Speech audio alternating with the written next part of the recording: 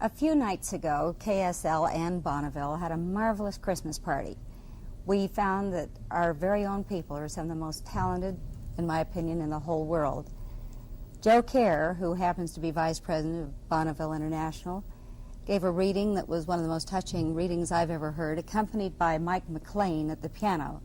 And so, Joe, may we ask you to share with us the same reading you did for our party the other night? I'd very much love to do that, Jackie, especially with Mike to help me. All right, you take the chair and I'll...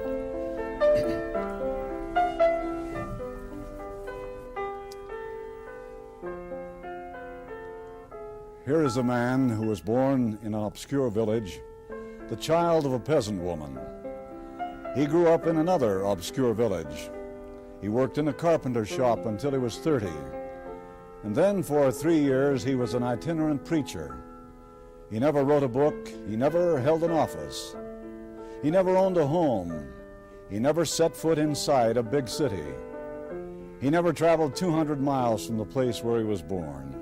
He had no credentials but himself. He had nothing to do with this world except the naked power of his divine manhood. While still a young man, the tide of popular opinion turned against him. His friends ran away. One of them denied him. He was turned over to his enemies. He went through the mockery of a trial. He was nailed upon a cross between two thieves. His executioners gambled for the only piece of property he had on earth while he was dying, and that was his coat. When he was dead, he was taken down and laid in a borrowed grave through the pity of a friend. 19 wide centuries have come and gone, and today he is the centerpiece of the human race and the leader of progress.